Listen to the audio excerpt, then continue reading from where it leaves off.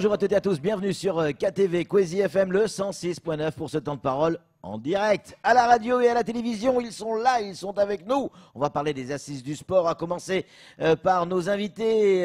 Patrick Bonfils, directeur de la DJSCS. Patrick, bonjour. Bonjour Patrick. On a également Philippe Lemoine, qui est directeur du CROSS. Philippe, bonjour. Bonjour. Et enfin, on a Mohamed Aben, directeur de la jeunesse et sport pour le conseil départemental. Pardon. Mohamed, bonjour. Bonjour. Messieurs, il va y avoir les assises du sport. J'allais dire encore des assises, mais celles-là, elles sont importantes. C'est peut-être les plus importantes quand on connaît l'âge de la population de Mayotte. Oui, à noter que c'est vous qui êtes assis d'ailleurs et que nous sommes debout. C'est les assises. Les assises du sport, oui, effectivement, elles sont très très importantes parce que c'est ce qui va déterminer toute la politique, toute la stratégie conjointe que nous menons avec le conseil départemental, Oui. les municipalités, le CROSS et bien sûr l'État, toute la politique d'avenir du sport sur le territoire, la construction des infrastructures, les formations, le sport de haut niveau, la pratique pour tous, tout ça, c'est dans les assises qu'on va le décider pour nous faire un schéma de développement du sport. Philippe, qui va pouvoir participer à ces assises ?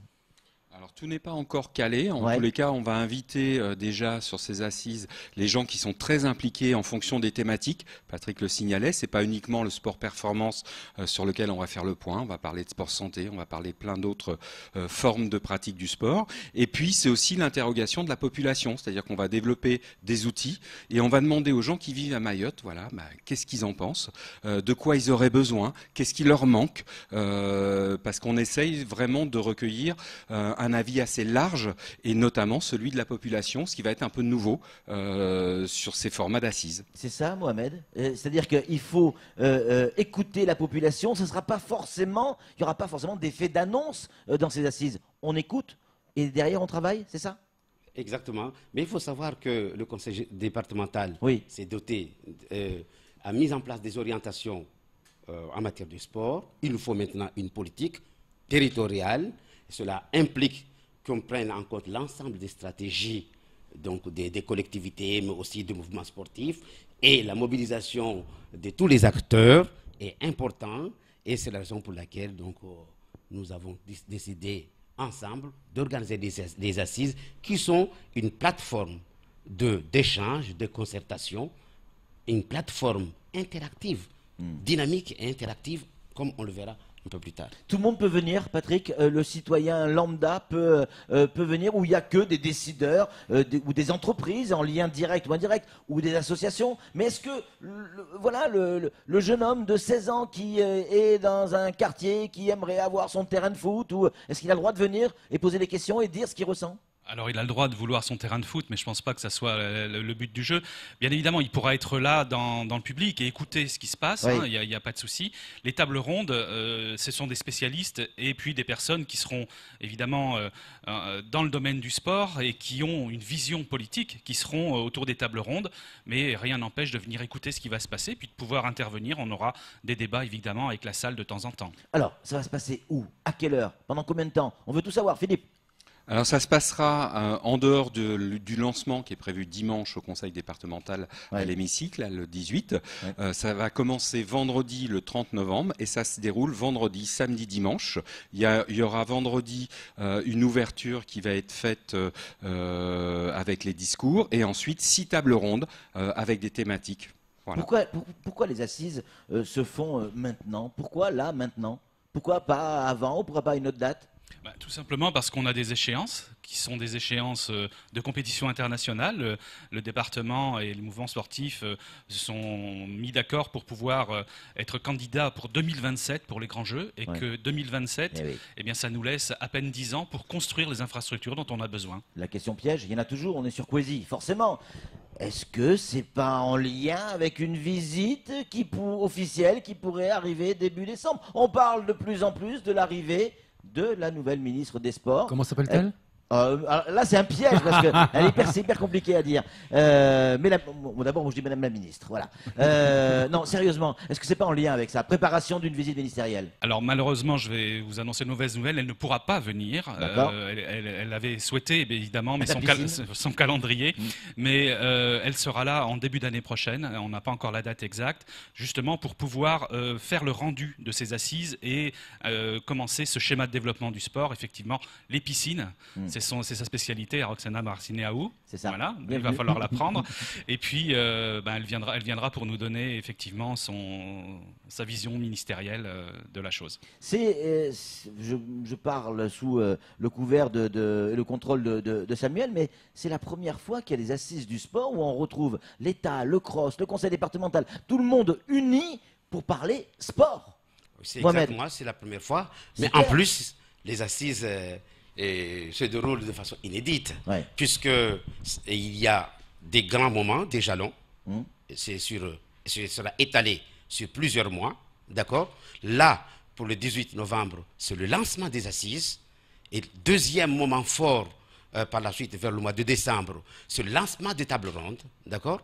Et vers le mois de janvier et février, il y aura un troisième moment, et c'est là où on va parler donc du diagnostic. Parce que tout le point de départ, c'est le diagnostic territorial partagé. Et donc, à partir de ce diagnostic, et puis après, il y aura un autre moment, lorsqu'on aura validé le diagnostic, pour mettre en place une stratégie pour le schéma de développement du sport et pour l'autre partie qui est le schéma directeur des équipements. Le marché est déjà lancé. Et donc, à la fin, au final, évidemment, il nous faut les deux livrables. Le volet schéma directeur des équipements, qui est un peu le tome 1 du livret final, et l'autre, c'est le schéma directeur des sports. Voilà, donc il y a plusieurs moments. Donc si le ministre ne vient pas là pour le lancement, mais il y a encore d'autres moments pour faire participer peut-être même le plus important, des événements. Les résultats. Samuel Bocher, le rédacteur en chef de France Maillot Matin, a une question à vous poser, messieurs.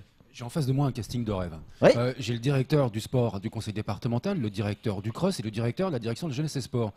Vous ne croyez pas qu'il manque quelqu'un quand même? Par exemple, le directeur de l'UNSS?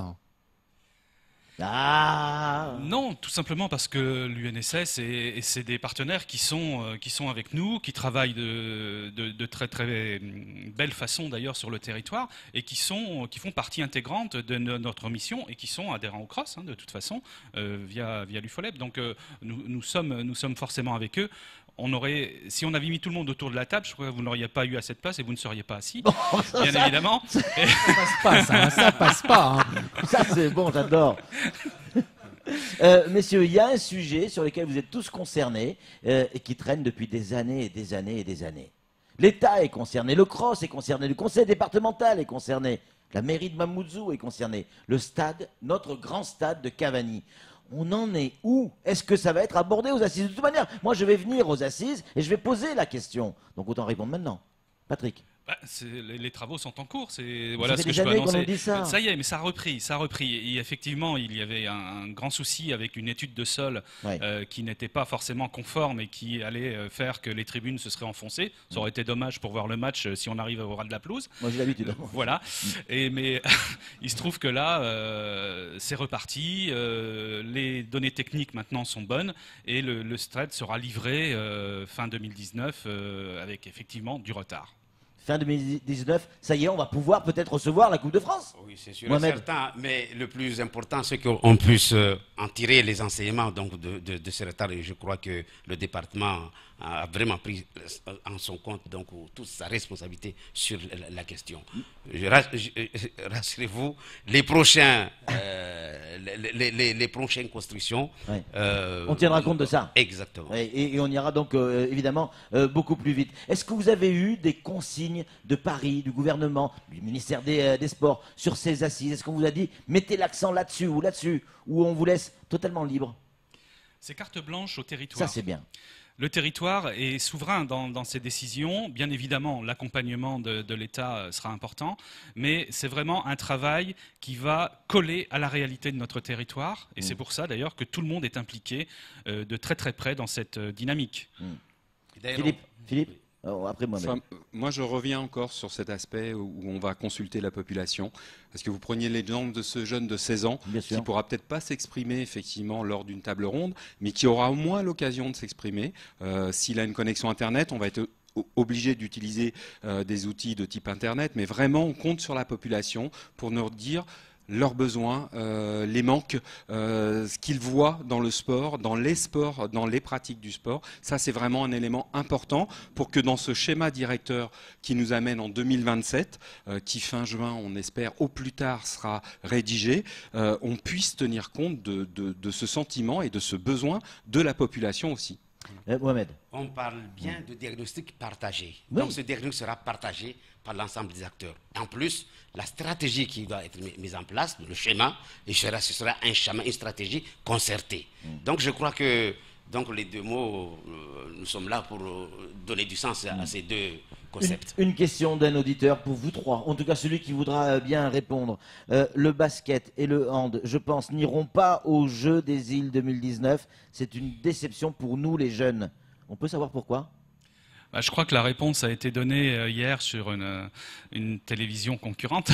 Des confrères. Voilà, des confrères. Évidemment, c'est un problème d'organisation des ligues qui sont actuellement en grande difficulté et ont du mal à trouver les moyens de leur existence.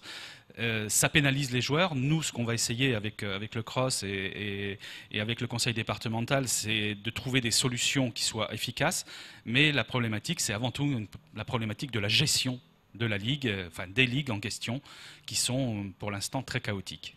On rappelle les dates de ces assises, Mohamed. Le lancement, c'est pour le 18. Le comité, d'abord, avant le lancement, il y a le comité de pilotage, le 14. Oui. Et puis le lancement des assises le 18, et puis je crois le 29 ou le 1er décembre. Le 30. Le 30, 1er et 2 décembre. Vendredi 30, samedi 1er, dimanche 2 décembre. Le lancement des tables rondes. C'est clair. On y sera tous, messieurs. Et peut-être même qu'on viendra avec nos caméras. Parce qu'il faut que les gens puissent suivre et avoir un vrai relais de ces assises.